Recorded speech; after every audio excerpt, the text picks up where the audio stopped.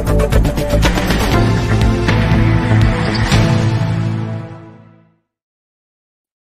वालेकुम ख़ातिन हज़रात, मैं इसरार अहमद कसाना। पिछली वीडियो में मैंने आपको बताया था कि एक बहुत ज़बरदस्त और बर्बरियत वाला हमला जो है वो इसराइल ने किया है एक हॉस्पिटल के ऊपर, और हज़ार से ज़ायद लोग जो हैं वो वहाँ पे शहीद हो चुके हुए हैं। ये सिचुएशन किस तरह बढ़ रही है, जिस तरह कि हम देख रहे हैं कि प्रेसिडेंट बाइडेन वहाँ पे पहुँच रहे हैं। क्या दौरा उनका नाकाम होगा? ज़ाहिर है, नज़र आ रहा है कि लोगों ने बाइकआउट करना शुरू कर दिया हुआ है। इसका थोड़ा-सा तज्ज़िया शुरू में करेंगे और फिर आखिर में थोड़ी जो हमारी सियासी सूरत-ए-हाल है, साइफ़र केस के हवाले से बड़ी हम तेज़ी देख रहे हैं। प्राइम मिनिस्टर जो काकड़ साहब हैं, जो निगरान प्राइम मिनिस्टर हैं, वो इस वक़्त मुलाकातें कर रहे हैं चीन के साथ भी, और चीन के सदर के साथ भी उनकी मुलाकात हुई है, प्यूटिन साहब के साथ भी उनकी मुलाकात हुई है। और जो मुसालियत है पीटीआई के साथ, सुना है कि वो भी कोशिशें चल रही हैं। शफ़कत महमूद साहब की मीटिंग हुई है मुख्तलिफ़ लोगों से, और फिर सदर के साथ भी मुख्तलिफ जो है मैसेजेस जो हैं वो एक्सचेंज हो रहे हैं। सूरत हाल किस तरफ जा रही है, इसका तमाम जो है जायज़ा लेने के लिए हमारे साथ मौजूद हैं सीनियर सहाफ़ी जनाब सलमान आबिद साहब। सलमान भाई, अस्सलाम वालेकुम जी। वालेकुम अस्सलाम। सलाम भाई, कैसे हैं आप? अल्लाह का शुक्र जी। सलमान भाई, शुरू में ज़रा थोड़ा-सा मेरा ख़्याल है कि ये फ़लस्तीन वाली सिचुएशन पे भी मैं चाहूँगा कि आपकी ज़रा थोड़ी-सी कमेंट्री इस पे आ जाए, ताकि लोगों को पता चले कि क्या सूरत हाल है। ये हम देख रहे हैं कि बड़ा ही शदीद किस्म का अटैक उन्होंने किया है, और पहले तो माना ही नहीं। लोगों ने जब इसके ऊपर कंडेमनेशन की है, तो कहा जी कि नहीं, ये तो उनकी इस्लामिक जिहाद की तरफ से मिसाइल फायर किया गया था हमारे ऊपर, और वो उधर जाके लग गया। तो खैर, इस्लामिक जिहाद वालों ने इसको बिल्कुल डिनाई कर दिया। उन्होंने कहा हमने कोई ऐसा मिसाइल नहीं फायर किया, और अब पूरी दुनिया की तरफ से उनको गालम गलोच हो रही है, और उसको डिफेंड करने की कोशिश कर रहे हैं मुख्तलिफ बहानों से और मुख्तलिफ झूठों के ज़रिए। तो क्या कहेंगे जी इस हवाले से आप?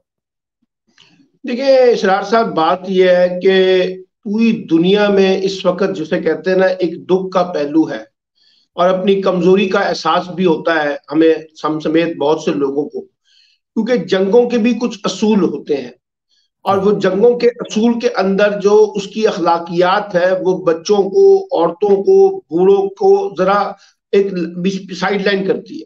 यानी आप जंगें जरूर करते हैं, लेकिन जंगों के अंदर जो है कुछ बुनियादी असूल वजह करने पड़ते हैं। अब आप देखिए ना कि नमाजियों पर, मसाजिद के ऊपर हमले और हजारों की तादाद में लोगों को लुक्मा अजल बना देना, और उसके ऊपर आलमी दुनिया की बेहिसी और बड़ी ताकतों की जो बेहिसी है, वो सबसे बड़ा संजीदा सवाल है। यानी आप अंदाजा लगाइए ना कि जिस तरीके से इसराइल को मादर पिदर आजादी दी जा रही है, और जिस तरीके से उसकी सरपरस्ती की जा रही है, उसको प्रोवोक किया जा रहा है, उसको लॉजिस्टिक और टेक्निकल सपोर्ट दी जा रही है, उसको मालियाती सपोर्ट दी जा रही है, कोई उसके आगे बंद बांधने के लिए तैयार नहीं है। और इफ एंड बट के जरिए जो है ना, वो बस जस्टिफिकेशन के नोट्स नजर आ रहे हैं। और इस पे अरब लीग हो, ओआईसी हो, इकवाम मुत्तहिदा हो, और दुनिया के जितने भी पीस के इंस्टीट्यूशन हैं, वो सब इस वक्त सिर्फ मुजम्मती बयानात तक महदूद होकर रह गए हैं। और उस मुजम्मती बयानात से आगे निकलने के लिए कोई तैयार नहीं है कि भाई कोई अमेरिका से दो टोक अंदाज में बात करे कि आप इसराइल को रोकें। आप दुनिया की ताकतों से बात करें कि जनाब, अगर आप ये लोग ये कार्रवाई नहीं रोकेंगे, तो हम आपका बाइकआउट करेंगे, हम आपके साथ लाताल्लुक हो जाएंगे। ये कैसे हो सकता है कि जिस तरह की बर्बरियत मचाई जा रही हो, और उसमें हम सिर्फ मुजम्मती बयानात तक अपने आप को महदूद रखें। मुस्लिम दुनिया के कॉन्ट्रडिक्शन देखें तो वो आपको नजर आते हैं, यूरोप का कॉन्ट्रडिक्शन देखें तो वो आपको नजर आते हैं, बड़ी ताकतों के कॉन्ट्रडिक्शन देखें तो वो आपको नजर आते हैं। अब इस सारे मामले में जो मजलूम है, उसके साथ तो कोई खड़े होने के लिए अमली तौर पर तैयार नहीं है। और जब वो तैयार नहीं है, तो फिर वो कैसे जो है वो अपने आप को आगे लेके जा सकेंगे, और कैसे इस जो जंग चल रही है इसकी जंग बंदी हो, और यहाँ कोई डायलॉग का रास्ता निकाला जा सके। तो ये तो अमली तौर पे एक आलमी फेलियर है। और आलमी, देखिए, एक फेलियर वो होता है जो एक्सीडेंटल होता है, एक फेलियर वो होता है जिसका जानबूझकर स्टेज सजाया जाता है। यानी हम फ्रंट के ऊपर कुछ और कहेंगे, और बैक और पीछे बैठ के हम आपको सरप्लस करेंगे कि आप ये काम जारी रखें। फिर जिस किस्म के बयानात इसराइल की तरफ से आ रहे हैं, उससे अंदाजा होता है कि शिद्दत पसंदी वहां बहुत ज्यादा पाई जाती है, और कोई उसको रोकने वाला नहीं है, कोई उसको टोकने वाला नहीं है, कोई उसका हाथ पकड़ने वाला नहीं है, कोई उसके बाजू मरोड़ने वाला नहीं है कि भाई ये क्यों आप कर रहे हैं, बंद करें सारे खेल को, आए कोई रास्ता निकालते हैं, कोई बातचीत की तरफ चढ़े। तो मैं ये तो जाती तौर पे समझता हूँ कि जो बर्बरियत वहां हो रही है उस पर हमारा तो दिल, जिसे कहते हैं ना, खून के हाँ, आंसू रोता है। बिल्कुल लेकिन ये कि दुनिया के अंदर जो बड़ी ताकतें हैं और बड़े लोग उनके लिए। हैं और बड़े इदारे हैं, मुझे सबसे ज्यादा अफसोस उनकी बेहिसी पर है, या सही उनकी बात। कमजोरी पर है, या उनके समझौतों की सियासत के ऊपर है। कि अगर ये दुनिया में असूल है जमहूरियत का, आइन का, कानून की सरबरंदी का, इंसानी हकूक की पासदारी का, और जंग को मुकाबलों में तनाजात के जो मामलात हैं उनको डायलॉग के जरिए हल करने का, तो ये तो फिर किताबी बातें रहेगी ना किसाना साहब। किताबी बात, फिर ये तो हाँ। तकरीरें रहेगी ना। अमली शक्ल क्या है? अगर एक तनाजा था तो तनाजे के उभरने से पहले और जंगबंदी में जाने से पहले क्यों नहीं रिजॉल्व किया गया? क्यों नहीं बैठ के बड़े लोगों ने बैठकर ये मामला तय किए कि भाई हमने जंग का रास्ता इख्तियार ठीक। नहीं करना चाहिए? अब हाँ, दुनिया तो देखिए ना, जंगों के रास्तों की मजम्मत करती है कि हाँ, जंग हमारे मसाइल का हल नहीं है।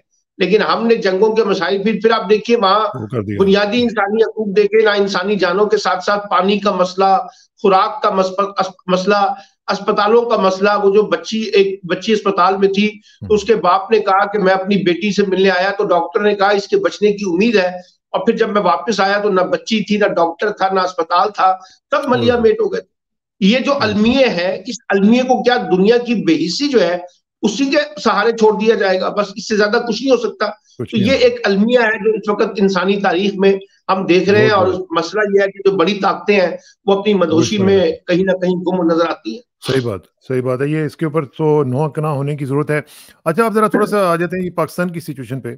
Before I get into this cipher issue जी, कल आपने देखा होगा कि जनाब फ़ारूक हबीब साहब की प्रेस कॉन्फ्रेंस आपने ज़रूर देखी होगी, और उसमें उनकी जो फायर ब्रांड स्पीकिंग एबिलिटी है, वो भी आपने देखी होगी। यानी इतनी जल्दी कोई शख्स इतना ज़्यादा बड़ा यू टर्न ले सकता है, मुझे तो समझ नहीं आ रही थी कि वो चले गए, कोई बात नहीं है, बाकी लोग भी गए हैं। लेकिन जाते-जाते जो वो गंद डाल के गए हैं, और जो जिस तरीके से इल्ज़ामात उन्होंने पीटीआई के चेयरमैन पे और पीटीआई के ऊपर लगाए हैं, आप एक्सपेक्ट कर रहे थे उनसे इस तरह की प्रेस कॉन्फ्रेंस?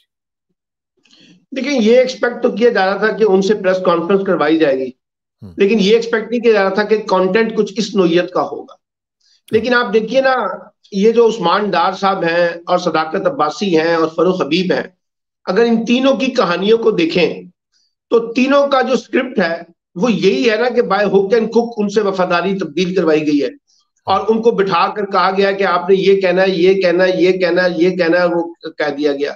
और आप देखिए ना कि वो लोग जो इश्तिहारी थे, जिनको अदालतों में पेश करना था, उनको अदालतों की बजाय हम टीवी स्टेशनों पर ले जाते हैं या प्रेस हाँ, कॉन्फ्रेंसों में बिठा देते हैं। और फिर हमें मालूम नहीं होता कि कल तक फरूख हबीब जो है वो इश्तिहारी भी थे, मफरूर भी थे, उनका टीवी के ऊपर उनका बयान आना भी उस पर बैन था। फिर अचानक वो प्रेस कॉन्फ्रेंस करते हैं, फिर प्रेस कॉन्फ्रेंस करके जो है वो अपने आप को न सिर्फ ताल्लुकी करते हैं, बल्कि उन्हीं इल्जामात को दोहराते हैं जो इमरान हुँ, खान के ऊपर संजीदा इल्जामात जो है वो लगाए जाते हैं बाज तबकों की जानिब से। अच्छा, अब हाँ, मसला ये है कि ये एक तो है ना पीटीआई के हामी अफराद, उनका तो मसला समझ आता है। जो लोग इस वक्त इमरान खान की सियासत के सख्त मुखालिफ हैं, उनका नुक्ता नजर भी टीवी के ऊपर अखबारात की शक्ल में हम सुन चुके हैं। और हुँ, उन्होंने भी कहा है कि अगर ये खेल है पाकिस्तानी सियासत का, तो फिर इसका मतलब है हमें कानों को हाथ लगा लेना चाहिए। फिर हाँ, पाकिस्तान में आइंदा की ये जो सियासत है, उसमें ना कोई मुजाहमत होगी, ना कोई एहतजाज होगा, ना कोई रेजिस्टेंस दिखाई जाएगी, ना कोई पार्टी जो है अगर कोई इस तरह का काम करेगी जिसमें इदारों के बारे में अगर तनकीद का पहलू सामने आता है, तो फिर उनको यही सूरत का सामना करना पड़ेगा जो इस वक्त पीटीआई को है। और फिर हुँ, आप देखिए कि फरूख हबीब से जानबूझकर ये बयान दिलवाया गया कि मैं बाकी लोगों को भी कह रहा हूं जो छुपे हुए हैं, रुपोश हैं, कि वो भी यही हाँ, तरीका इख्तियार करें, दवाई यही है जिससे हम बच सकते हैं। और जो दिलचस्प बात यह है ना जी, इस सारे खेल के अंदर, यानी एक बंदा प्रेस कॉन्फ्रेंस करके जो है ना वो अपने आप को ड्राई क्लीन कर लेता है, फिर उसके हाँ, बाद उसके ऊपर मुकदमात भी खत्म हो जाते हैं, फिर वो आजाद भी हो जाता है, फिर वो अपने घर भी चला जाता है।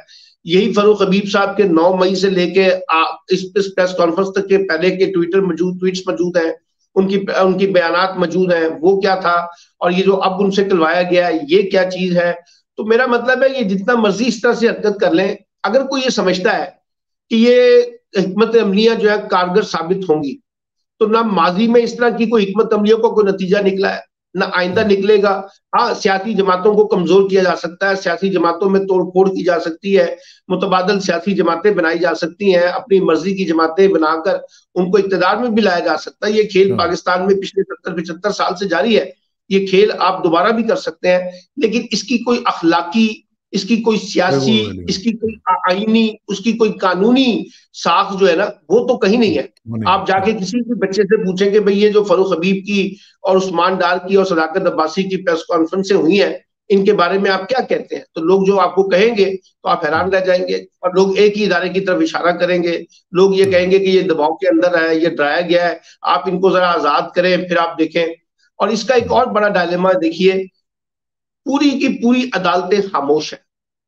अब वो जस्टिस फाइज ईसा से लेकर आपकी इस्लामाबाद हाई कोर्ट और Lahore high court, Peshawar high court, Sindh high court, यानी अंदाजा लगाइए ना कि इस पूरे जो कुछ जबर का माहौल है उसमें कहीं अदालतें सरगर्म नजर आती हैं, कहीं आपको अदालतें नोटिस लेते हुए नजर आ रही हैं कि भी एक बंदा रुपोश है, ये कैसे प्रेस कॉन्फ्रेंस करने पहुंच जाता है, कौन लेके जाता है इसको, किस तरह से बिठाया जाता है, किस तरह से उसको डिक्टेट कराया जाता है। बुलाए ना जरा इन सब लोगों को, फरूख हबीब को, उस्मान डार को और इनको सदाकत अब्बासी को सुप्रीम कोर्ट बुला के पूछे कि भाई ये क्या हुआ है आपके साथ, तो वो आपको एक और कहानी सुनाएंगे। तो इसलिए अब लोगों का ये जो अदालतों पर एतबार था, ये भी खत्म हो वो भी गया। खत्म। अब लोग जो है अदालतों से रिलीफ लेना चाहते हैं, लेकिन उनको पीटीआई के कॉन्टेक्स्ट में रिलीफ नहीं मिल रहा। अब आप देखिए साइफर के मामले को ही देख ले, यानी हाँ, जिस अंदाज से इमरान खान का मुकदमा चलाया जा रहा है, इसी के ऊपर बेपनाह सवालात उठते हैं ना, इसकी क्रेडिबिलिटी पर, इसकी लिजिटिमेसी पर, इसकी ट्रांसपेरेंसी पर, इसकी अखलाकियात पर, इसकी आईनी दूध पर, इसकी कानूनी हदूद पर। यानी आपने तय कर लिया कि एक शख्स को हमने अदालत में पेश नहीं करना, और अदालत में इसलिए पेश नहीं करना कि कहीं लोग ना निकल आए, कहीं ये मीडिया में जाके बात ना कर लें, इनको बातचीत का मौका नहीं मिलना चाहिए, इनका ट्रायल हर सूरत में जेल के अंदर किया जाए। अब ये असद मजीद की स्टोरी भी बड़ी दिलचस्प है। यानी आप अंदाजा लगाए ना कि ये वही असद मजीद है जिन्होंने शहबाज शरीफ जिस वक्त वजीर आजम थे तो नेशनल सिक्योरिटी कमेटी के इजलास में इन्होंने शिरकत की थी, और वहां हाँ, इस मौकफ को दोहराया था जो इमरान खान का मौकफ था। अच्छा, और फिर इसको ड्रॉप आप किया। 9 मई से ले, अब जब से ये वाकया हुआ साइफर वाला, उस वक्त से लेकर कल तक आप खामोश रहे। वो खामोशी हाँ, क्यों इख्तियार की गई थी आपकी? किसने आपको कहा था कि आप आकर ये सच ना बोले जो अब आप कह रहे हैं? कोई आपको रोक रहा था? अब आप जब कह रहे हैं तो इसके पीछे कौन लोग हैं? ये कौन? सारे हाँ, सवालात तो उठ रहे हैं ना। इसलिए साइफर के मतलब असद मजीद के बयान से या आजम खान के बयान से क्या लोगों ने ये एतबार कर लिया है जो आप चाहते हैं? अगर कर लिया है तो आप इलेक्शन करवा दें, अवाम का फैसला देख ले, उसमें कौन सा मसला है। लेकिन मसला ये है ना कि मैंने आपके प्रोग्राम में पहले भी कहा था कि इमरान खान का मसला साइफर नहीं है, तोशा खाना नहीं है, ममनुआ फंडिंग नहीं है, अल कादरिया ट्रस्ट नहीं है, सारा। उनका प्योरली मसला सियासत है। अब इस वक्त वो सियासत में बहुत से लोगों को नापसंदीदा है, और जब वो जो कहा जाता था ना कि आपकी मकबूलियत है और कबूलियत नहीं है, कबूलियत तो नहीं वो है। हाँ, जो कबूलियत नहीं है उसकी वजह से वो इस वक्त अताब में है ना। उनको सामने नहीं लाया जा रहा, उनका ट्रायल फेयर नहीं हो रहा, उनको मीडिया के सामने पेश नहीं किया जा रहा, उनको अदालतों के सामने पेश नहीं किया जा रहा, उनको बड़ा उनकी तज़ीक की जा रही है जिस तरह से उनको पेश किया जाता है, ताकि इनको जरा शर्मिंदगी हो, इनको थोड़ी सी परेशानी हो, इनको अजियत हो, और इसके बाद फिर वो करें जो हम चाहते हैं। तो ये सारा मामले को मैं तो एक सियासी नोयत के तौर पे देखता हूँ किसाना साहब, मैं लेकिन उसमें कानूनी ये देखिए ना, नहीं उसमें करता। उसमें जी मामला जो है जिस तरह अभी आपने बताया कि जो कॉन्फिडेंस है लोगों का अदलिया के ऊपर वो शैटर हो चुका हुआ है, और अदलिया यूं लगता है कि जैसे वो भी इस वक्त खौफजदा है, किसी भी सूरत हाल में वो अपना कोई रोल प्ले करना नहीं चाहते हैं। जिस तरह के इस्लामाबाद के जो चीफ जस्टिस साहब हैं वो तो उनका तो खैर बाकायदा नजर आ रहा है कि वो किस तरीके से एक साइड लेते हुए नजर आ रहे हैं। इसी तरह हम देख रहे हैं कि जो बाकी मामलात हैं उधर भी एक मायूसी किसी कैफियत हमें नजर आ रही है। इलेक्शंस के हवाले से भी लोग मायूस हैं। उधर से नवाज शरीफ साहब की जो वापसी है उसके ऊपर लोग जो हैं उनको निकालने की कोशिशें हो रही हैं, वो नहीं निकल रहे। ये सिचुएशन जो है वो जा किधर रही है जी इस वक्त? देखिए, वो हमारे दोस्त हफीजुल्लाह न्याजी साहब, आप भी जानते हैं उनको, उन्होंने हाँ, एक वीलॉग किया है। उन्होंने तो फरवरी और मार्च में ये कहा है कि जनाब चीफ एग्जेक्टिव बन जाएंगे आर्मी चीफ, ठीक है जी। अच्छा। और मामलात जो है ये सियासी नोयत से बाहर निकलकर गैर सियासी लोगों के हाथों में चले जाएंगे। अब मुझे नहीं मालूम कि उसमें कितना वजन है और कितना वजन नहीं है, क्या वो प्रोपेगेंडा है, इंफॉर्मेशन है, उसकी लॉजिक क्या है। लेकिन सवाल वही है कि जनाब इलेक्शन के लिए इलेक्शन अरेंजमेंट नहीं हो रहा। जिस तरीके से इमरान खान से डील करने की कोशिश की जा रही थी वो डील नहीं हो रही। देखिए मेरी खुद मोहम्मद अली दुरानी साहब से उनसे ताल्लुक है। मोहम्मद अली दुरानी साहब हो, इजाजुल हक साहब हो, आरिफ अलवी हो, जो इन्होंने कोशिशें की थी, उन कोशिशों के पीछे असल सोच ये थी -1 इमरान खान, और इमरान खान कुछ अरसे के लिए अपने आप को विदड्रॉ करें। वो पाकिस्तान से बाहर जाना चाहते हैं तो उनको सहूलत दी जाएगी, वो पाकिस्तान में रहना चाहते हैं तो वो जेल के अंदर रहेंगे, वो इलेक्शन नहीं लड़ सकेंगे, वो इंतखाबी मुहिम नहीं चला सकेंगे, और पीटीआई इमरान खान के मुकाबले में कोई नया चेयरमैन ला के दे। आपको याद है एक जमाने में पीपल्स पार्टी पर भी ये दबाव था कि बेनजीर के मुकाबले में मखदूम अमीन फहीम को आगे लाया जाए। फिर उसके बाद पीएमएलएन के अंदर भी बड़ा जोर था कि आप नवाज शरीफ की क्यादत को 10 से 10 बरदार हो जाएं और किसी और को अपना कायद तस्लीम कर लें, वो भी नहीं हुआ था। अब पीटीआई के अंदर जो ये कहा जाए कि जी इमरान खान को छोड़ दें और नया कायद बना लें, तो इमरान खान साहब क्यों राजी होंगे? पहली सवाल तो ये है। इसलिए जितने भी मफामती अमल चले हैं ना जी, ये इसलिए नतीजा खेज साबित नहीं हो सके क्योंकि उसमें -1 का फार्मूला था, और वो -1 का फार्मूला ये जो शौकत साहब और मुर्तजा सोलंकी साहब की मुलाकात हुई है उसमें भी कुछ इस तरह की बात ही हुई है? देखिए बातचीत हुई होगी, लेकिन मेरा थोड़ा सा उसके ऊपर रिजर्वेशन है। शफकत महमूद 9 मई के वाकयात के बाद रुपोश है। रुपोश से मुराद वो सियासत में इन ही नहीं है, और उन्होंने पीटीआई के बारे में कहीं एक कोई इमरान खान की हमायत में बयान दिया हो तो मुझे दिखा दे। वो तो सियासत से अमली तौर पर इस वक्त ताल्लुक होकर घर बैठे हुए पुराने ब्यूरोक्रेट हैं, वो अमली सियासत के उस तरह के कायल भी नहीं है। अच्छा, अब आपने शफकत महमूद से राब्ता किया है, भाई बात यह है कि आपको पार्टी क्यादत से राब्ता करना है, आपको राब्ता करना है पार्टी के ओहदेदारों से। शफकत महमूद के पास कोई ओहदा नहीं है इस वक्त। जो इमरान खान साहब हैं, सेक्रेटरी जनरल उमर अयूब खान साहब हैं, रऊफ हसन साहब सेक्रेटरी इत्तलात हैं, जो लोग इस वक्त पार्टी को लीड कर रहे हैं, आप उनसे डायलॉग का रास्ता निकाले ना। ये चूजी डायलॉग का रास्ता क्यों? यानी अपनी पसंद के लोगों के साथ बैठ के जो इमरान खान की पॉलिटिक्स से थोड़े से एतराज करते हैं, तहफुजात है उनके, उनसे राब्ता करके आप क्या पैगाम देना चाहते हैं? और ये पैगाम मैं आपको बताऊं शाह महमूद कुरैशी के साथ भी दिया गया था ना, आपको याद होगा।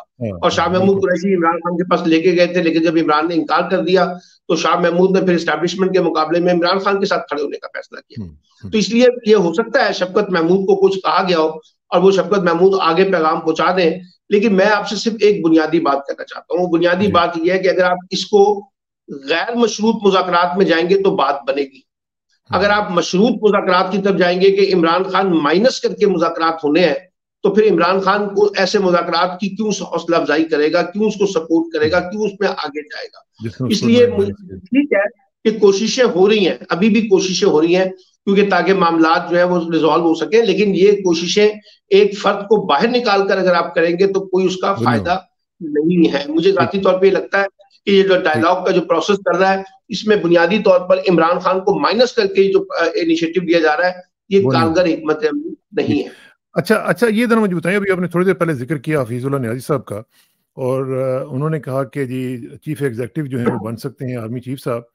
अगर ये इस तरह की बात ठीक हो और अगर ना भी हो, तो जो सिचुएशन नज़र आ रही है उसमें तो जो पब्लिक मैंडेट है, जो पब्लिक बैकिंग है या पब्लिक सेंटिमेंट है, वो तो हमें नवाज शरीफ साहब के हक में नज़र नहीं आ रहा।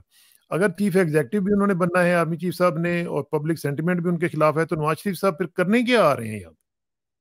हाँ, इसमें देखिए ना, इसमें बुनियादी मसला यही है कि मिसाल के तौर पे अगर मुल्क में इलेक्शन नहीं होने तो फिर नवाज शरीफ साहब क्यों आ रहे हैं, और अगर उन्होंने चीफ एग्जीक्यूटिव बनना है तो फिर नवाज शरीफ साहब क्यों आ रहे हैं? ये कॉन्ट्राडिक्शन तो मौजूद है ना। इसी वजह से लोग ये समझ रहे हैं कि नवाज शरीफ साहब की वापसी के पीछे क्या कहानी है।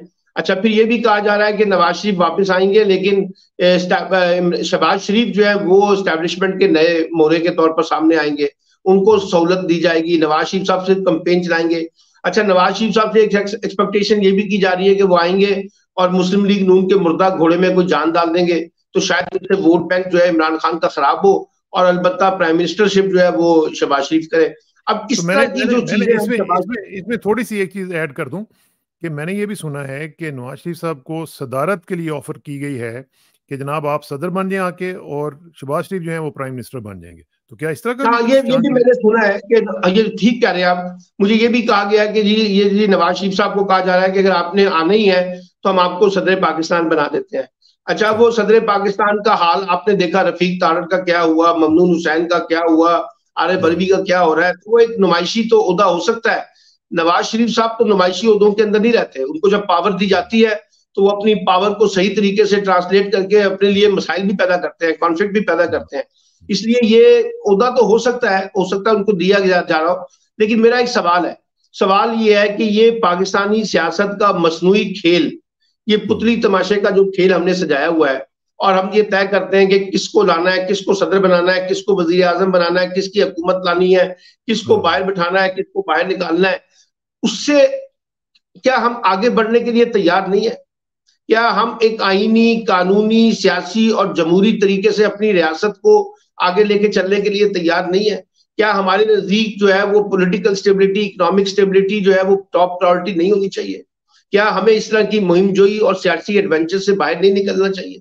अब मुझे अभी जो इस्तेकाम पाकिस्तान पार्टी है, उनके एक बड़े मरकजी रहनुमा जिनका बड़ा गहरा ताल्लुक है इनके साथ, जहांगीर तरीन के साथ, इसहाक खाकवानी साहब, वो कह रहे थे कि हमारा तो तैयारा जो है वो अभी फ्लाई भी नहीं किया था, उससे पहले ही वो जैसे जमीन दोस्त हो गया है इस्तेकाम पाकिस्तान पार्टी का, क्योंकि लोग हमारे पास नहीं आ रहे। हमें कहा जाता है कि लोग आएंगे, लेकिन कब आएंगे, कैसे आएंगे, पार्टी कैसे बनेगी, और खासतौर पे जो वोट बैंक है उसमें तो पीएमएल-एन को खतरा पड़ा हुआ है कि हमारा वोट बैंक जो है वो मेंटेन नहीं हो पा रहा। इमरान खान की पॉपुलैरिटी इतनी है, पीपल्स पार्टी उसमें कहीं खड़ी नजर नहीं आ रही, तो ये सारा वोट बैंक कैसे जो है जहांगीर तरीन के उसमें गोद में गिरेगा, और कैसे ये परवेज खटक की गोद में गिरेगा? इसलिए मुझे नहीं लगता। और फिर मुझे अब लगता यह है कि साइफर के मामले में जितनी जल्दी की जा रही है और जल्दी से जल्दी सजा सुनाने की कोशिश की जा रही है ताकि इमरान खान को सबक सिखाया जा सके और मामला को आगे बढ़ाया जा सके, इससे भी इसकी भी कोई कानूनी और लीगल नहीं होगी, और इससे आलमी दुनिया में ये तासुर जाएगा कि पाकिस्तान में जो सबसे पॉपुलर लीडर है उसको जनाब अदालतों का, आइन का और कानून का सहारा लेकर जो है ना दीवार से लगाने की जो कोशिश की जा रही है, उसके भी नेगेटिव इम्पैक्ट्स होंगे। और देखिए ना, अभी मैं पिछले दिनों हमारे एक दोस्त जो है वो शहबाज शरीफ साहब से मिले, जो बड़े करीब हैं, उनसे भी पूछा तो उसने यही कहा कि यार समझ नहीं आ रही कि इमरान खान का वोट बैंक क्यों नहीं कम। अब वोट बैंक कम होने का तरीका जो है वो ये जो तरीके आप इख्तियार कर रहे हैं, इससे वोट बैंक नहीं होगा। मिसाल के तौर पे अब आप देखिए ना, पीटीआई का जो वोटर जिसने फरूख हबीब को वोट दिए, जिसने उस्मान डार को वोट दिए, जिसने सदाकत अब्बासी को वोट दिए, अब वहां पे कल जो है कोई शकील नाम का, कोई मुश्ताक नाम का, कोई शौकत नाम का बंदा खड़ा हो जाए तो उसके लिए, वोटर के लिए क्या मसला है? वोटर तो इमरान खान के साथ ही है ना, उसने तो वोट उसी को देना है। इसी तरह से पीएमएलएन के लोग जब छोड़ के गए थे तो लोगों ने वोट पीएमएलएन को दिए थे या पीपल्स पार्टी को दिए थे। तो ये हमें समझना चाहिए कि ये जो एडवेंचर्स की जो पॉलिटिक्स है, पाकिस्तान इसका मुतमईन नहीं हो सकता। पाकिस्तान को इससे आगे जाना है सर, और डायलॉग का अगर रास्ता निकालना है तो फिर डायलॉग गैर मशरूत होना चाहिए, फेयर होना चाहिए, सबके लिए लेवल प्लेइंग फील्ड होनी चाहिए ना।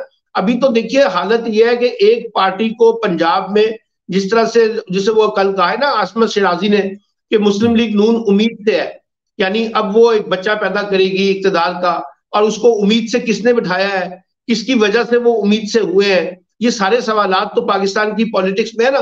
कल आप कहते थे कि जी इमरान खान उम्मीद से हैं 2018 के इंतखाबात से पहले, तो बात तो ये है कि फिर आज हम 2024 में 23 में ये कह रहे हैं कि ये नवाज शरीफ साहब उम्मीद से है।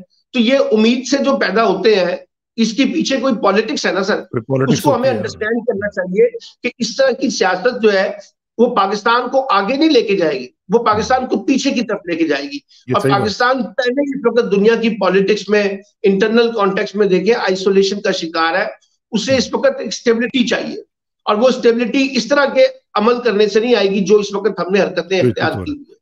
और इसमें जो चीज़ें हम देख रहे हैं वो जो बज़ाहिर नज़र आ रही हैं, उसमें तो ये है कि हर चीज़ जो है वो यूं लग रहा है कि जैसे नून लीग के कंट्रोल में है।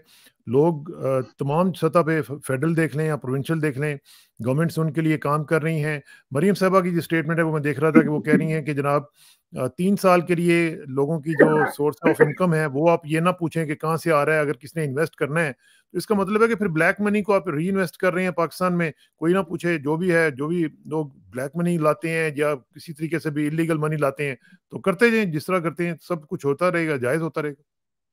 देखिए ना, ये खेल जो है कोई 75 साल का पुराना खेल है। सिर्फ किरदार बदल जाते हैं, कहानी का थोड़ा सा स्क्रिप्ट बदल दिया जाता है, कोई एक जो है वो प्यारा हो जाता है, कोई एक जो है वो लाडला बन जाता है, कोई एक जो है जिससे आप कुट्टी कर लेते हैं, तलाक दे देते हैं वक्ती तौर पर, उसको आप अलहदा कर लेते हैं। ये खेल तो जारी है ना। अब आप देखिए ना, आप पीएमएलएन को इंतजामी सपोर्ट दे रहे हैं, उनको लॉजिस्टिक सपोर्ट दे रहे हैं, उनको लीगल सपोर्ट दे रहे हैं, उनको कानूनी सपोर्ट दे रहे हैं ताकि उनके लिए हालात बेहतर हो जाए। लेकिन उसके बावजूद वोटर जो है वो बजाहिर अभी भी पीएमएलएन के साथ खड़ा नजर नहीं आता। बच्चे तक तो आपके पोस्टर फाड़ रहे हैं, स्कूल के बच्चे जो है, और आप जो है वो नौजवानों में जाते हुए घबराते हैं, पब्लिक में जाते हुए घबरा रहे हैं।